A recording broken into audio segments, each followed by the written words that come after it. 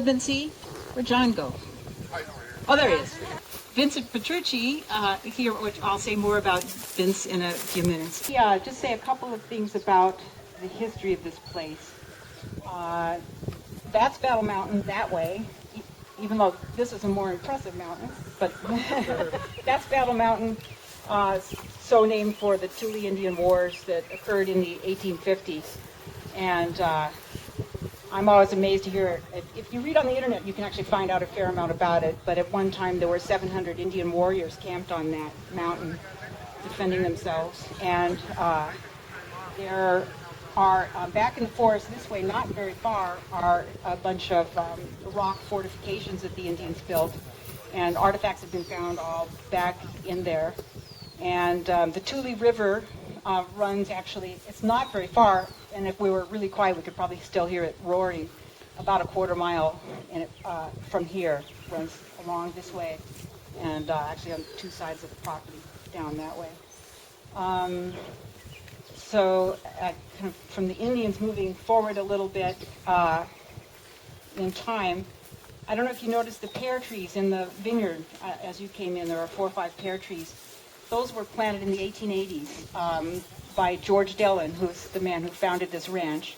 And he was the, I'm actually not clear whether he's the son or the grandson of the Dillon for whom the Dillonwood Grove of giant sequoias up here is named. And he's the son? Okay, thanks.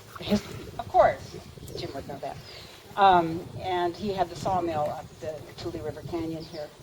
And in addition to those pear trees, there are 3 apple trees down by the old house that are still left from that original orchard. And the old house was built, you probably didn't see it because we didn't drive by that way, but it was built in the 1890s, and we're doing some remodeling right now and just found a newspaper from 1895 in the walls, which is exciting. Anyway, so the thing that makes this whole thing possible is right over there. There is, what you can see perhaps is a stainless steel tank where our spring comes in. And then back into the forest, another probably quarter of a mile, maybe less, from here is where the spring comes out of the ground. And that spring has beautiful, pure water, and that's what feeds this vineyard. And then it feeds 3 ponds, a series of 3 ponds below the house that go down for quite a ways with fish. And we also irrigate most of our, well, actually all of our irrigation on the whole ranch comes from that spring. So it's a wonderful gift. And so neat stuff. And further down that way in the ranch, there are a lot of Indian grinding rocks. So if you like to walk through the gardens later, feel free. Anyway, so that's just a little bit about the history, and we hope that the wine we make here you'll be able to taste some of that history and some of this beautiful water in it. Let me just say a little bit about the vineyard. There are 1,600 vines right now, not counting the babies that you saw on the way in. And they are mostly Cabernet. All down this way is Cabernet, except at the very end there are some Syrah. And most of what is up here is Nebbiolo, which is something John likes to blend with Cabernet. And so our first, I should say a few more things. This vineyard has not been harvested since 2002 in any serious way. And so this is going to be the first harvest in a long time in 2010. The bears have been harvesting it. And, well, yes. And so who got the grapes? So the deer fence around the vineyard is new. It's not very pretty, but it really serves a purpose. So the program here before was that the deer would come and eat the grapes in the early, or eat the new shoots in the spring, and that's not so good for the vines. And then the bears would come in August and finish it off. Anyway, we're hoping to make perhaps 400 cases in the current crop. Anyway, that's a little bit about the ranch. Talk to me later if you have more questions, and we'll find out if that was all I know. I'd like to introduce Vince Petrucci.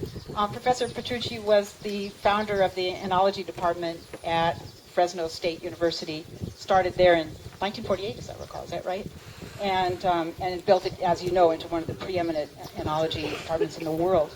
And in 1997, when this vineyard was planted, Vince oversaw the planning and the research and the planting of this vineyard. And at the time, it was an experiment to see if Cabernet could be grown this high. And I think it's still one of the higher altitude vineyards in the state, though by no means the highest. What is the elevation here?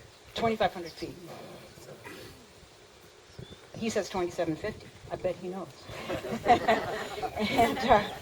And at any rate, and so Vincent has received just numerous awards in his lifetime. It's just an incredible accomplishment. And as you know, the Fresno State is a very successful enology department and make a lot of wine on top of all that. So I'm going to turn it over to you.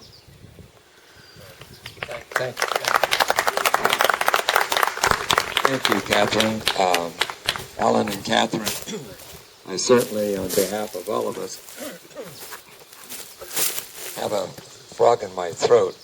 Last Mass I attended, the priest had a similar situation with his throat. He says, I think I have a people in my throat. Anyway, we want to wish them all the very best. And I'd like to start out with asking you to all be optimistic. And hopefully when I get through with this short lecture, that you will have an optimistic view of the future and what it does to develop a vineyard in an area that's never commercially grown grape plants before. So the fact is that we have an elevation of 2,750 feet. Catherine, I got 50 feet on you. And we look at the 9,000 foot elevation of the Sierra Nevadas. We have this cold air drop that's dropping down into the lower areas.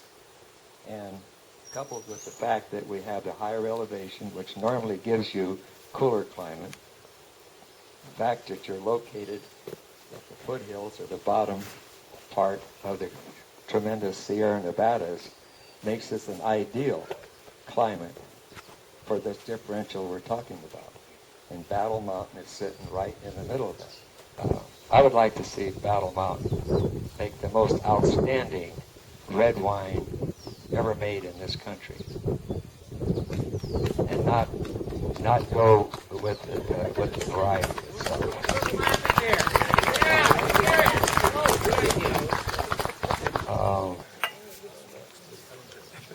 Whoa.